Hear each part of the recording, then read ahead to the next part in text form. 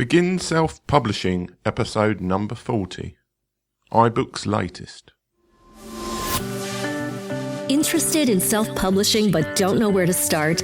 Want to get your book onto Amazon? Want to hold your paperback book in your hands? Learn how on the Begin Self-Publishing podcast with your host, Tim Lewis.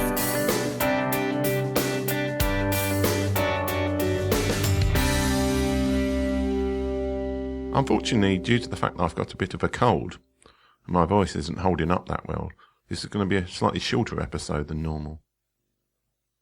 Last night I attended an online webinar that was arranged by the Alliance of Independent Authors with the people who run iBooks in the US. It was quite interesting actually to attend a talk given by the iBooks people because in general they don't seem to be as accessible to the indie author community as, say, the people at Kobo or even on Amazon. So it was interesting to see a presentation given by the people who run the iBooks service for Apple.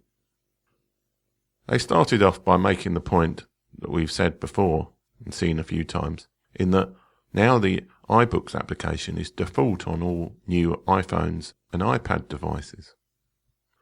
So this does give them a great advantage. If you open an EPUB file on an Apple phone, for example, it will automatically take you to the iBooks application. Previously, it was something that you had to install extra, and that was a real handicap for the service. But now it's default on all new Apple devices.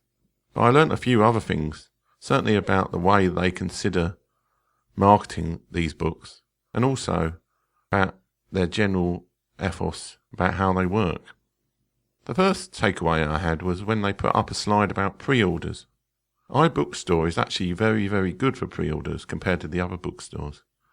You can put a book up on pre-order on the iBookstore for up to a year ahead, and you don't need to actually include a cover or any details or a manuscript, unlike the Amazon pre-order service where you more or less have to have the book ready before you can even put it onto pre-order. And they actually recommend putting your books on pre-order almost a year ahead, because the way that the Apple Store works is that any sales in that pre-order period count as sales ranking on the first day of the sales of the book. And it also allows you, if you've got a series that you're in the middle of producing, to actually put a book up available that's going to be the next in the series, even if you've not yet written it yet. So they recommend actually putting your book on pre-order as far advanced as possible. You don't need a cover or anything. You just need to commit to actually writing the book at the end of that period. Another thing that I was aware of but keep forgetting about for some reason is if you go direct through the iBookstore interface, you can use promo codes for each of your books. So what this means is that you can give away up to 250 of your ebook to people by just giving them a promo code. Now, this is actually a great function, certainly for getting people to review your book or to do special offers for people where you want them to win a book, is to use the promo codes. We were told by the people at Apple that this was available through the aggregators as well, though I've not yet been able to track down where it is on Draft Digital. My suspicion is for the promo codes that you have to go direct to get access to them, which of course means having an Apple PC and going through their interface. This was one of the great complaints at this webinar from the indie authors, was the fact that for some reason iBookstore doesn't let you go through a web interface to actually submit books. You have to go through using an Apple PC. They even suggested using an aggregator to get around this issue, which is a bit ironic if you think about it. Another thing they suggested, which I didn't know, and I'm hoping I understood correctly, was that apparently for Apple iBooks, you can actually leave reviews before the book is even released. Now, I don't know if you can only do this if you've set up promo codes and given them out before the actual release date of the book, or whether anybody can leave reviews for a pre-ordered book. But this is fantastic if you think about it, for getting your reviews in the year or so in pre-order before the actual book is available. And then when it is available on the Apple Store, you've already got a book with many reviews available. Another thing that they suggested was joining the Apple affiliate scheme. Now, I tried joining this before, but I never seemed to actually get any reply back. Now, it probably just ended up in a spam mail folder. But again, I'm going to try and join this, because apparently it allows you to create Apple web links to your iBooks that are location aware. So that if you're based in the UK, for example, and you click on this link, it will go to the UK Apple Store. And if you're based in the US, it will take you to the US Apple Store. They've also created a Apple Books marketing page, which contains a number of resources that help you create things like banners.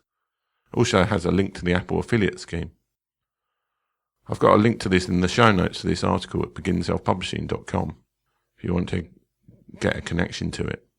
They also made quite a few statements about general book marketing, which to me seemed a little bit outdated. Things like, include them in your pictures in your tweets and this kind of stuff, which we've all been doing for years. And my conclusion to what I got out of this iBooks webinar was that it has made me reconsider iBooks store as a platform, but also that it seems to be successful in the iBook store, you've got to focus energy and time and be organised about it, which I've generally been fairly poor at being organised. I can see that you could clearly have success on the Apple Bookstore if you put your book on pre-order early enough and you have a real concerted plan and you think through what you're going to do and you drum up an audience in that pre-order time. You create enough promo codes and put them out, get people to review your book before it's even available. Then with a concerted push in the pre-order period, you can have success on the iBook store.